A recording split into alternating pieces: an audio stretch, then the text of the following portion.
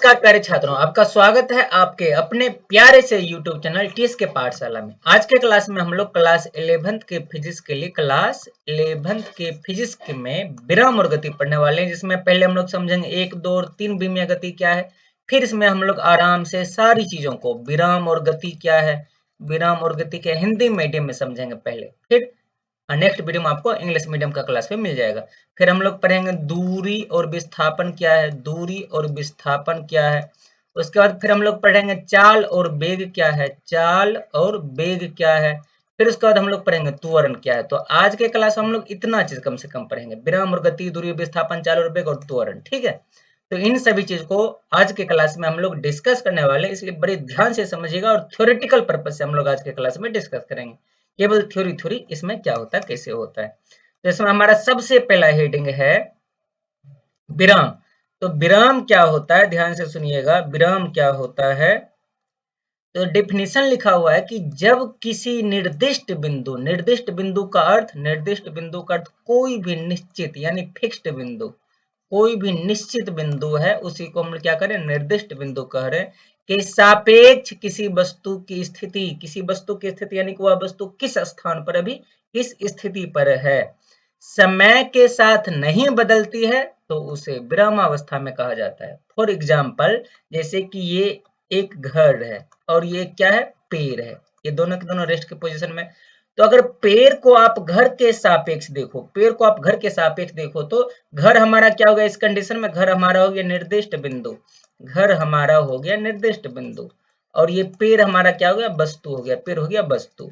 तो अब यहां से इस कहानी को आप समझो कि जो वस्तु है यानी कि पेड़, ये एक निर्दिष्ट बिंदु यानी घर के सापेक्ष समय के साथ अपना स्थान नहीं बदलती है, अपनी स्थिति नहीं बदलती है। जैसे कि मान लो अभी 10 बज रहे हैं, फिर आगे आने वाले समय में 11 बज जाएंगे, समय क्या हो गया, समय परिवर्तित हुआ, लेकिन ये पेड़ इस घर के सापेक्ष क्या अपना स्थान बदला, नहीं बदला। तो इसी को हम लोग कहते हैं कि ये विराम की अवस्था में है अभी। लेकिन पॉइंट एक फिक्स होना चाहिए कि किस पॉइंट के सापेक्ष, किस बिंदु के सापेक्ष विराम अवस्था में। इसलिए डेफिनेशन में निर्दिष्ट बिंदु या निश्चित बिंदु बोलना बहुत जरूरी है। परिभाषा आप कैसे बोलोगे, विराम यानी रेस्ट, जब किसी निर्दिष्ट बिंदु के सापेक्ष किसी वस्तु की स्थिति समय के साथ नहीं बदलती है, तो उसे विराम में कहा जाता है। जैसे कि ये कि मोशन, ये गति है, इसके बारे में हम लोग नेक्स्ट पेज में देखते हैं। आगे बढ़ा जाए, साथ में आप चाहो तो स्क्रीनशॉट कर सकते हो। तो नेक्स्ट पेज में अब हम लोग देखेंगे गति। गति क्या, मोशन, गति यानी कि मोशन। अच्छा, अभी हमने पढ़ा था कि निर्दिष्ट बिंदु के सापेक्ष अगर समय के साथ स्थिति नहीं बदलती है, तो वो विराम में कहलाती है। तो जस्ट उसका अपोजिट गति में हो जाएगा। परिभाषा कैसे है, जब किसी निर्दिष्ट बिंदु, फिर से निर्दिष्ट बिंदु यानी कि कोई फिक्स्ड पॉइंट होना चाहिए, के सापेक्ष किसी वस्तु की स्थिति समय के साथ लगातार बदलती है।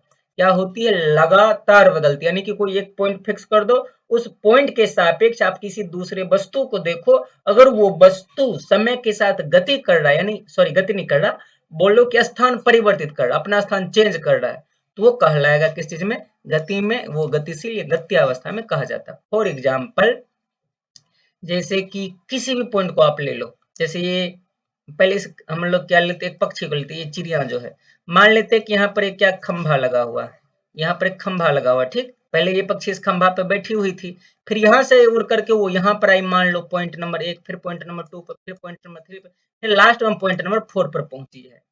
तो समय ये हमारा क्या हो गया, अभी निर्दिष्ट बिंदु, ये हमारा निर्दिष्ट बिंदु हो गया, निर्दिष्ट बिंदु।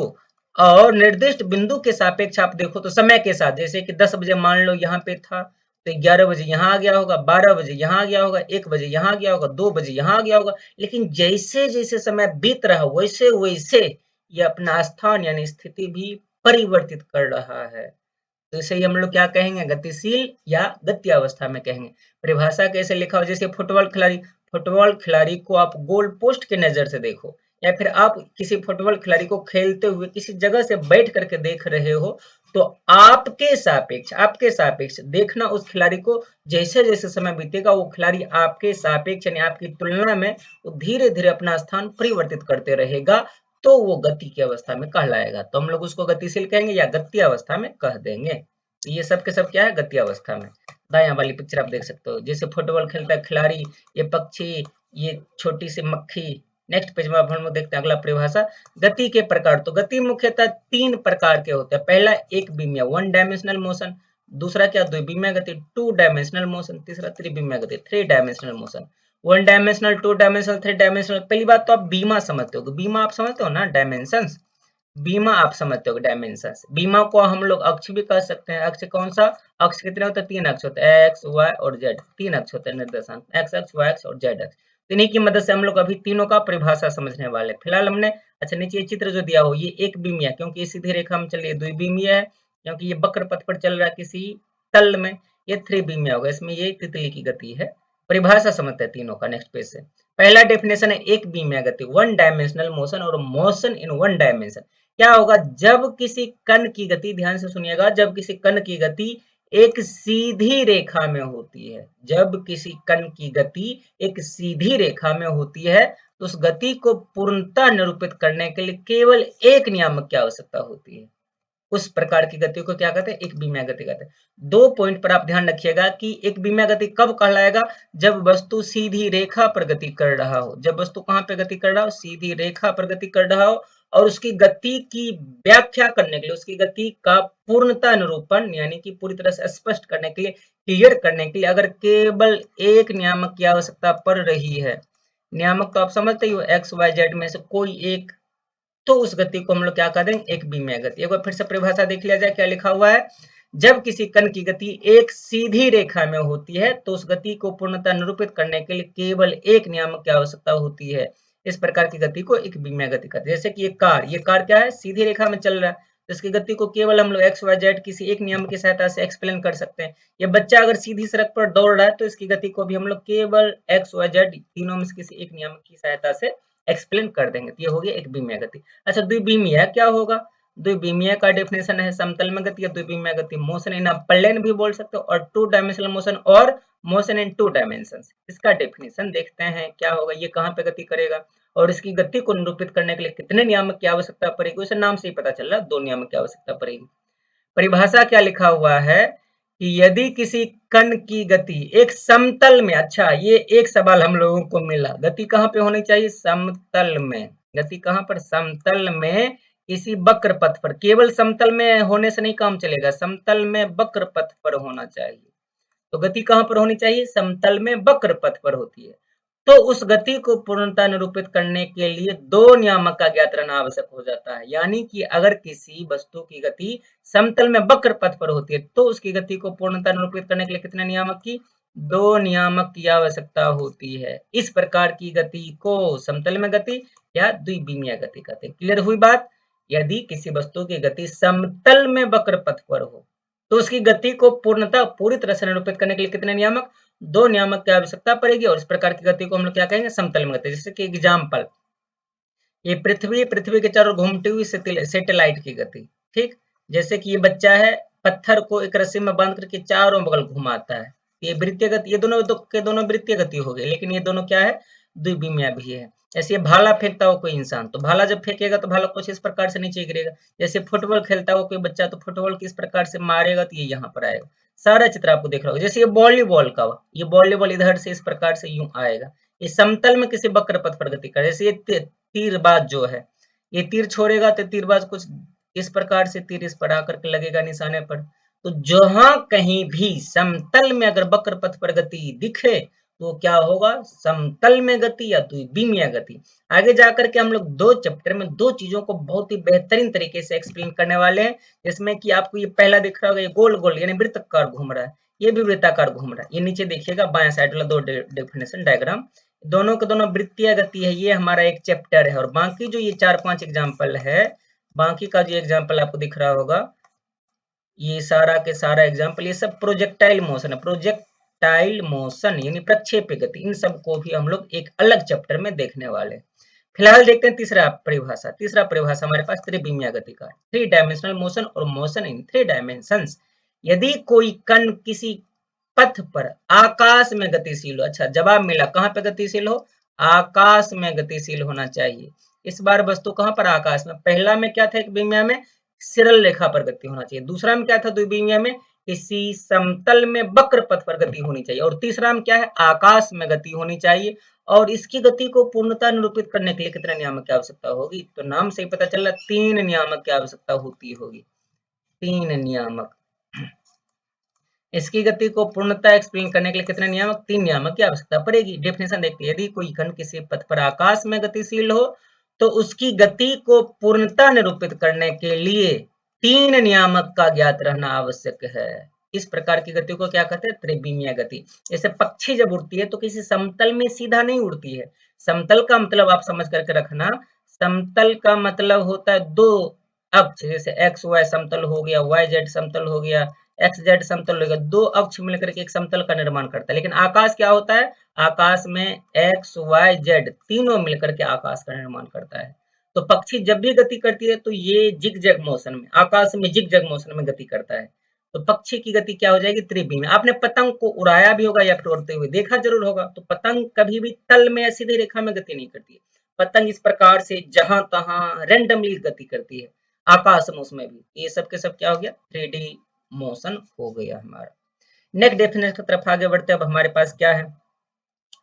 अच्छा, कण अथवा बिंदु द्रव्यमान। कण क्या है? पार्टिकल जिसको हम लोग कहते हैं, और पॉइंट मास क्या है? तो कण अथवा बिंदु द्रव्यमान क्या कहलाएगा? यदि वस्तु का आकार, ध्यान से सुनिएगा, जिस वस्तु की हम लोग चर्चा कर उस वस्तु का आकार वस्तु द्वारा तय की गई दूरी की तुलना में नगण्य हो तो इसे कण अथवा बिंदु द्रव्यमान कहते हैं। बड़ा ही सिंपल सा डेफिनेशन है। जैसे कि इस कार को मान लो कि ये जो कार है जितनी दूरी तय किया है, जैसे कि दूरी तय किया कितना? अभी 25 मीटर की दूरी तय किया, 25 मीटर की दूरी तय किया, और इसके सामने में कार की लंबाई अगर 5 सेंटीमीटर है तो 25 मीटर की तुलना में 5 सेंटीमीटर क्या है? लगभग बहुत ज्यादा छोटा, बहुत ज्यादा छोटा है, तो लगभग हम लोग इसको नगण्य मान लेंगे। तो इस कंडीशन में इस कार को हम लोग क्या कह देंगे? इस कार को हम लोग कण या बिंदु द्रव्यमान कह देंगे। तो इस कंडीशन में हम लोग इस कार को कण या बिंदु द्रव्यमान कह देंगे। परिभाषा पर जरा सा ध्यान दीजिएगा, क्या कहता है? यदि किसी वस्तु का आकार वस्तु द्वारा तय की गई दूरी की तुलना में नगण्य हो तो उसे कण या बिंदु द्रव्यमान कहा जाता है। नेक्स्ट डेफिनेशन की तरफ आगे बढ़ा जाए।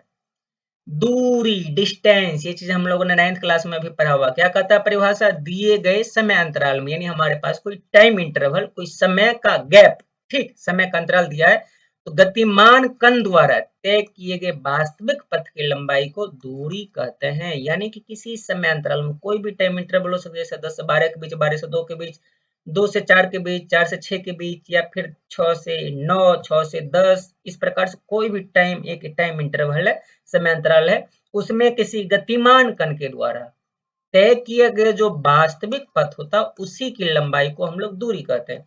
जैसे कि कोई स्टूडेंट जो ए से बी की तरफ मान लो कि घर जाता है, वो अपना स्कूल से घर की तरफ जाता है, तो जो भी समय लगे ए से बी तक जाने में, और उसकी जो ये वास्तविक लंबाई है, वास्तविक रास्ता है, इस रास्ते की लंबाई को हम लोग माप लेंगे। जैसे आप मान लो ये है 2 मीटर, ये 4 मीटर, ये भी 4 मीटर, फिर ये 4 मीटर और ये 2 मीटर। तो इसका वास्तविक पथ की लंबाई क्या होगी? 2 4 6 4 10 4 14 2 16, तो ये 16 मीटर इसकी दूरी हो गई। अच्छा, नेक्स्ट डेफिनेशन हमारे पास विस्थापन है। विस्थापन क्या कहता है? डिस्प्लेसमेंट। किसी वस्तु की स्थिति सदिश में परिवर्तन को, किसी वस्तु की स्थिति सदिश में परिवर्तन को उसका विस्थापन कहते हैं। अर्थात आप इसको इस प्रकार से भी लिख सकते हो, प्रारंभिक तथा अंतिम स्थिति के बीच की न्यूनतम दूरी को विस्थापन कहते हैं। ये डिफिनेशन हमने 9th में देखा था। स्थिति में परिवर्तन अर्थात जैसे कि मान लो कोई पॉइंट ए पर है अभी और पॉइंट बी पर पहुंच गया है, किस रास्ते से पहुंचा इससे हम लोगों को कोई मतलब नहीं है। हम लोग केवल ये देखना चाहते हैं कि इसकी स्थिति में परिवर्तन कहां से कहां हुआ। पॉइंट ए से बी गया तो ये हो गया इसका विस्थापन, सीधा सीधा, ठीक।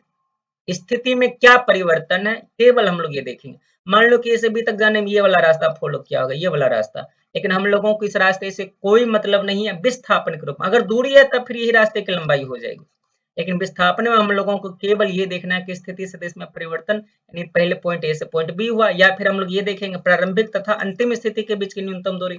तो ए और बी के बीच की न्यूनतम दूरी कौन सा होगा? यही सीधा सीधा लाइन होगा। इस चित्र में भी देखो तो अब आप ए से बी के बीच की न्यूनतम लंबाई यही होगा ना। ये हमारा क्या हो गया? विस्थापन। और विस्थापन हमेशा न्यूनतम दूरी होती है। नेक्स्ट में हम लोग देखेंगे। सो अभी देखे ना, दूरी तथा विस्थापन के बीच में जब हम लोग तुलना करेंगे तो उसमें हम लोग बोलेंगे पहला कि विस्थापन का परिमाण दो स्थितियों के बीच न्यूनतम संभव दूरी के बराबर होता है। जबकि दूरी क्या होता है, वस्तु के वास्तविक पथ पर निर्भर करता है। यानी कि विस्थापन डिस्प्लेसमेंट हमेशा दो पॉइंट के बीच की मिनिमम डिस्टेंस होगा, न्यूनतम दूरी होगा। लेकिन दूरी उसका जो ओरिजिनल रास्ता है, जैसे ए से बी तक गया, तो विस्थापन इसके बीच की सबसे न्यूनतम दूरी होगा, ये वाला। इसके अलावा कुछ हो ही नहीं सकता है। लेकिन दूरी इसके वास्तविक पथ पर निर्भर करेगा कि आखिर किस रास्ते से गया है। दूसरा पॉइंट देखिएगा, गतिमान कण के लिए विस्थापन का मान धनात्मक भी हो सकता है, ऋणात्मक भी हो सकता है और शून्य भी हो सकता है। विस्थापन का मान, विस्थापन धनात्मक, ऋणात्मक, शून्य कुछ भी हो सकता है। परंतु दूरी क्या होगा, हमेशा धनात्मक होता है। परंतु दूरी हमेशा धनात्मक होता है, याद रखिएगा। नेक्स्ट अब हमारे पास है 3 नंबर, दो बिंदुओं के बीच गति के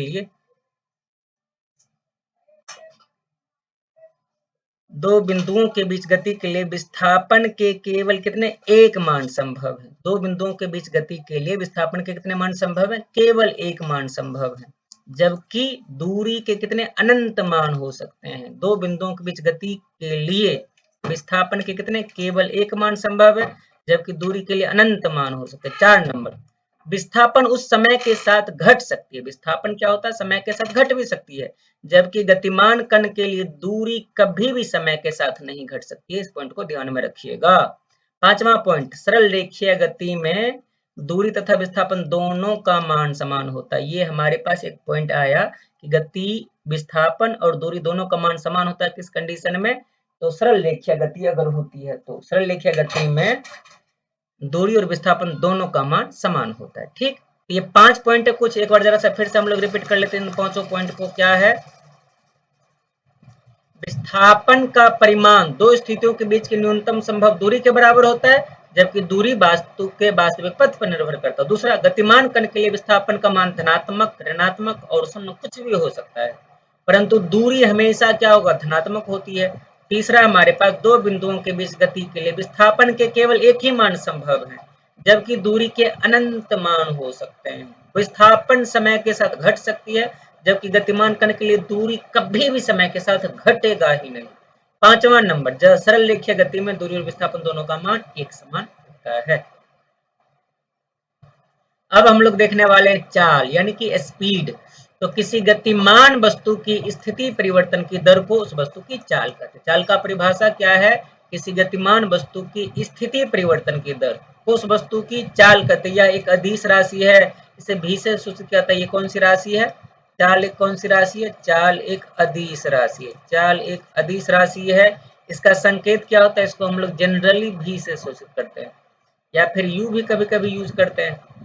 इसका एसआई मात्रक मीटर प्रति सेकंड। एसआई मात्रक क्या होता है, एसआई मात्रक मीटर प्रति सेकंड। और सीजीएस मात्रक क्या हो जाएगा, इसका सीजीएस मात्रक क्या हो जाएगा, सेंटीमीटर प्रति सेकंड हो जाएगा, सेंटीमीटर प्रति सेकंड। ठीक, और इसकी बीमा क्या होती है, इसकी बीमा तो generally L T minus one होती है। इसकी बीमा क्या होती है, एल टी माइनस वन, या फिर हम लोग इसको इस प्रकार से लिख सकते हैं, M zero L T minus one, ये इसकी बीमा होगी। तो चाल क्या बतलाता है, speed is simply how fast you are travelling.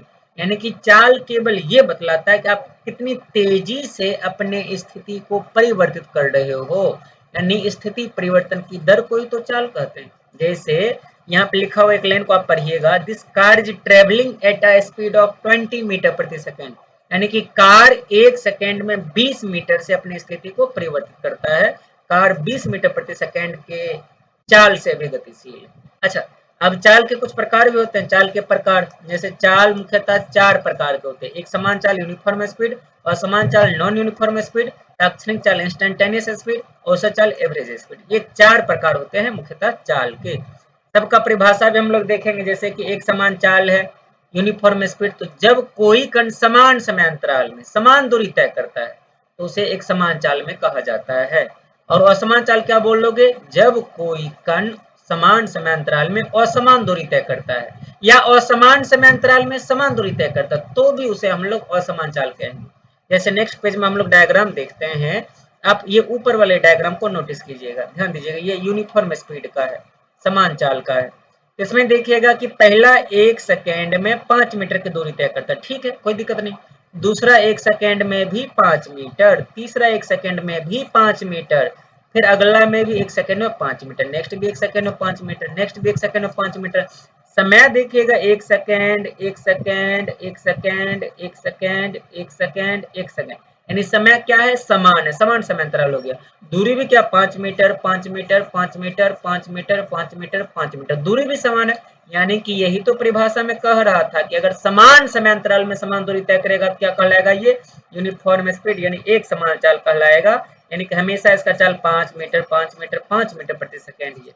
लेकिन ये नीचे वाला डायग्राम पर जब आप ध्यान दोगे तो आपको पता चलेगा कि ये जो पहला 1 सेकेंड था उसमें 5 मीटर की दूरी तय किया, अगले 1 सेकेंड में 8 मीटर की दूरी तय कर लिया, फिर अगले 1 सेकेंड में 10 मीटर की दूरी तय कर लिया, अगले 1 सेकेंड में 4 मीटर की दूरी तय कर लिया, अगले 1 सेकेंड में 6 मीटर की दूरी तय कर लिया, अगले 1 सेकेंड में 7 मीटर की दूरी तय कर लिया।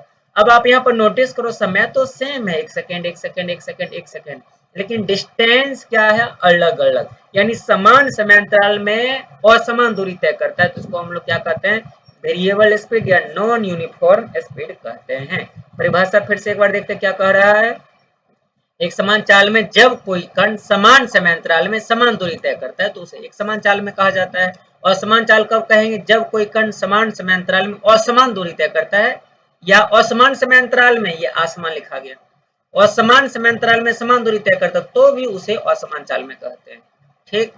अच्छा, ताक्षणिक चाल, ताक्षणिक चाल क्या होता है, तो ताक्षणिक का मतलब होता है इंस्टेंटेनियस, यानी इंस्टेंट कोई भी चीज, इंस्टेंट का मतलब बहुत ही कम समय के लिए, बहुत कम समय के लिए, बहुत कम समय के लिए कोई चीज को हम लोग ताक्षणिक चाल कहते हैं।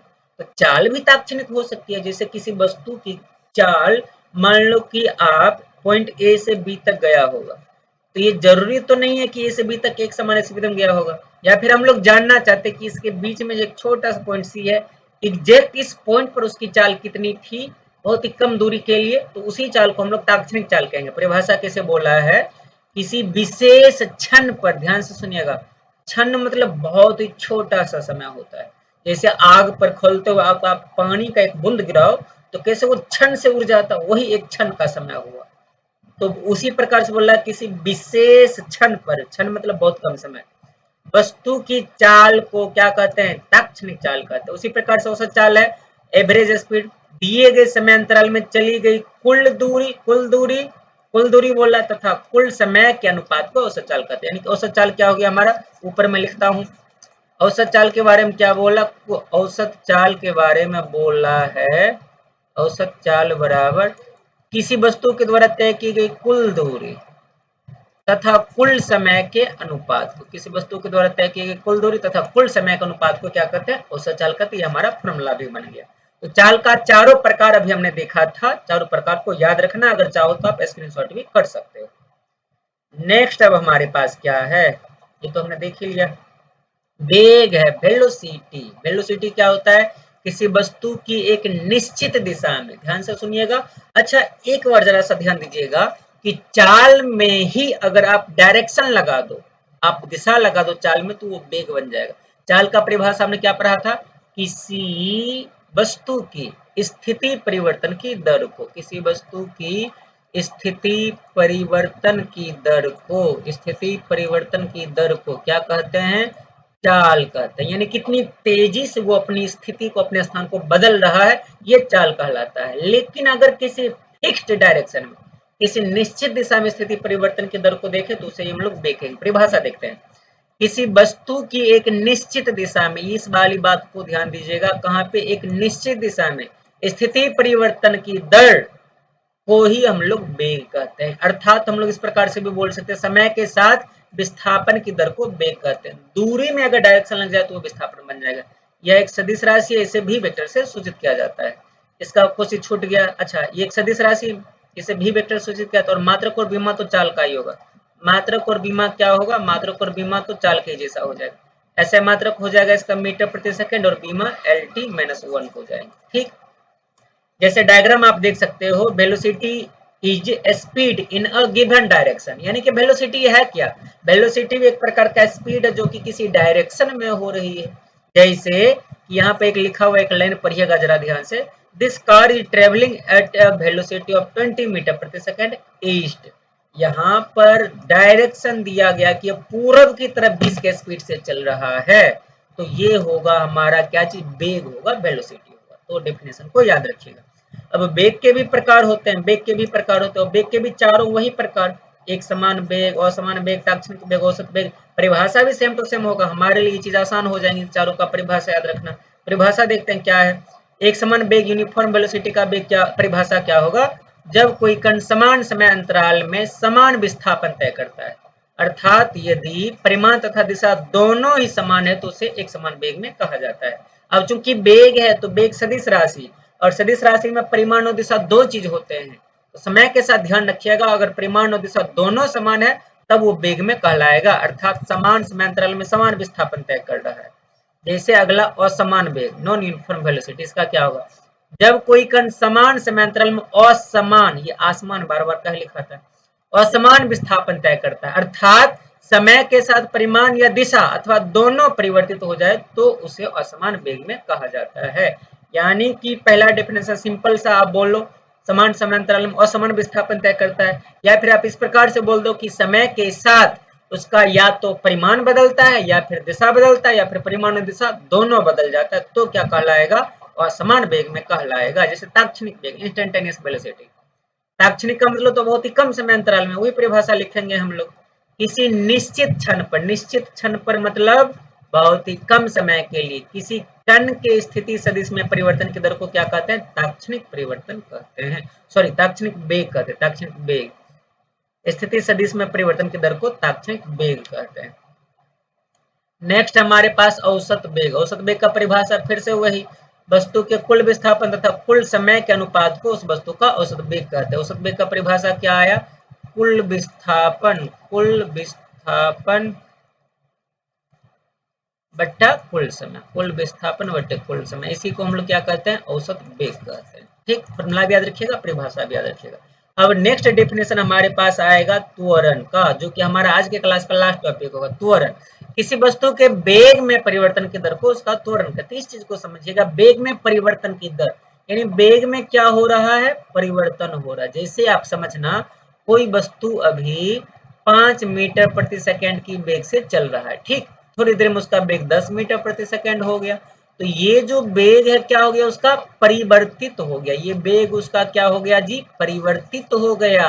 और कितनी तेजी से परिवर्तित होता है, समय के साथ कितना जल्दी जल्दी उसका वेग परिवर्तित होता है, उसी चीज को हम लोग त्वरण कहते हैं। जैसे ये इंसान अभी मान लीजिए कि धीरे चल रहा था, फिर थोड़ा सा स्पीड बढ़ाया और फिर थोड़ा और ज्यादा स्पीड बढ़ा दिया, ये क्या हो रहा है, अपने वेग को समय के साथ तेजी से आगे बढ़ाते जा रहा है, इसको हम लोग कह देंगे क्या, कि तेजी से अपना एक्सेलरेशन को बढ़ा रहा, त्वरण को, वेग में परिवर्तन की दर को बढ़ा रहा है, यानी अपने त्वरण को बढ़ा रहा। परिभाषा क्या त्वरण का, किसी वस्तु के वेग में परिवर्तन की दर को उसका त्वरण कहते हैं। जैसे ये पहले तेजी से चल रहा था, फिर धीमा हुआ, फिर और धीमा हो गया, फिर और धीमा हो गया, मतलब ये अपने वेग को परिवर्तित तो कर रहा है, लेकिन कैसे, पहले ज्यादा था, धीरे धीरे धीरे धीरे घट रहा है, तो फिलहाल है तो ये भी एक्सेलरेशन में, लेकिन अपने एक्सेलरेशन को घटा रहा है, तो हम लोग इसको कहते हैं कि ये ऋणात्मक त्वरण हो गया। ये क्या हो गया, ऋणात्मक त्वरण हो गया, क्या हो गया, ऋणात्मक त्वरण। और इसको हम लोग मंदन भी कहते हैं, मंदन भी कहते हैं, अंग्रेजी में इसी को रिटार्डेशन कहा जाता है, रिटार्डेशन कहा जाता है। अच्छा, इसका मतलब इसको हम लोग धनात्मक त्वरण कह सकते हैं, बिल्कुल कह सकते हैं, इसको हम लोग धनात्मक त्वरण कह सकते हैं। चलो ये तो परिमाण में हो गया, लेकिन डायरेक्शन में भी हो सकती हैं बातें, जैसे कि ये कोई मक्खी, मान लो कि वेग तो समान परिमाण में चेंज कर रहा है, जैसे कि अभी 10 मीटर प्रति सेकंड था, कुछ समय के बाद भी 10 मीटर प्रति सेकंड ही रह रहा, अगले समय के बाद भी 10 मीटर प्रति सेकंड ही रह रहा, यानी वेग का परिमाण तो नहीं बदल रहा है, लेकिन डायरेक्शन बदल जा रहा है, तो भी त्वरण होगा। जैसे कि नीचे पे एक लाइन लिखा हुआ, आप जब उस पर गौर करोगे तो आपको कुछ बातें पता चलेंगी। एक्सेलरेटिंग, ये एक्सेलरेट हो रहा, बिकॉज, क्योंकि डायरेक्शन इज चेंजिंग, क्योंकि इसका डायरेक्शन चेंज हो रहा है, तो ये भी संभव है कि परिमाण तो स्थिर रहे, परिमाण क्या रहे, परिमाण तो स्थिर रहे, लेकिन अगर दिशा परिवर्तनशील रहे तो भी उसे हम लोग क्या कहेंगे, त्वरण में कहेंगे। दिशा क्या हो, परिवर्तित होता हो, तो भी वो त्वरण में कहलाएगा। तो त्वरण का परिभाषा याद रखा जाएगा। अब किसी वस्तु के वेग में परिवर्तन की दर को उसका क्या कहते हैं, त्वरण। अच्छा, इसके में कुछ चीजें हम लोगों को जानना है, जैसे कि त्वरण कौन सी राशि है, त्वरण कौन सी राशि है, तो ये एक सदिश राशि है, त्वरण सदिश राशि है। इसका संकेत क्या होता है, इसका संकेत जनरली हम लोग ए करते हैं, चूंकि सदिश है तो ए वेक्टर भी लिखते हैं। इसका एसआई मात्रक क्या होता है? इसका एसआई मात्रक होता है मीटर प्रति सेकेंड स्क्वायर। इसकी बीमा क्या होती है? इसकी बीमा होती है LT-2, या फिर आप इसको इस प्रकार से लिख सकते हो M0 L और T-2, इस प्रकार से भी आप लिख सकते हो, M0 LT-2 लिख सकते हो। ठीक है, इतनी सारी बातें आपको त्वरण के बारे में याद रखना है। अब त्वरण के भी प्रकार होंगे कुछ ना कुछ, बिल्कुल। त्वरण के प्रकार, त्वरण मुख्य रूप से दो प्रकार के होते हैं, एक समान त्वरण और असमान त्वरण। Uniform acceleration, non uniform acceleration. एक समान त्वरण कब कहलाएगा? यूनिफॉर्म एक्सेलरेशन यदि कण की गति के दौरान, ध्यान से सुनिएगा, कण की गति के दौरान त्वरण का परिमाण और दिशा दोनों एक समान रहे, यानी नियत रहे, दोनों के दोनों नियत रहे, तो कण का त्वरण एक समान त्वरण तथा उसकी गति एक समान त्वरित गति कहलाती है। जैसे कि ना तो दिशा बदलेगा और ना ही परिमाण बदलेगा। यदि कण की गति के दौरान त्वरण का ना ही परिमाण बदले ना ही दिशा बदले, तो वो एक समान त्वरण में कहलाएगा। नेक्स्ट एग्जांपल हमारे, अच्छा अगला परिभाषा असमान त्वरण, नॉन यूनिफॉर्म एक्सेलरेशन। इसमें परिभाषा क्या है? यदि कण की गति के दौरान कण के त्वरण का परिमाण अथवा दिशा, अच्छा कण का या तो परिमाण या फिर दिशा अथवा दोनों परिवर्तित होते हैं, तो उसका त्वरण क्या कहलाता है? परिवर्तित त्वरण, यानी कि असमान त्वरण कहलाता है। दोनों का डिफिनेशन आसानी था, आप इसको क्या कर सकते हो? याद कर सकते हो। तो आज के क्लास में हमारा यही आखिरी पॉइंट था। आज के क्लास में किस टॉपिक पे आपको डाउट रह गया और आप क्लास 10th 11th 12th में हो, किसी भी सब्जेक्ट में जो भी टॉपिक आपको चाहिए वो हमारे कमेंट सेक्शन में लिखिए। और आज के वीडियो को पूरा शुरू से अंत तक देखने के लिए, हमारे इस वीडियो को लाइक करके और इस वीडियो को अपने दोस्तों को शेयर करने के लिए, हमारे चैनल को सब्सक्राइब करने के लिए आप सबका बहुत बहुत धन्यवाद। मिलते हैं अगले वीडियो में।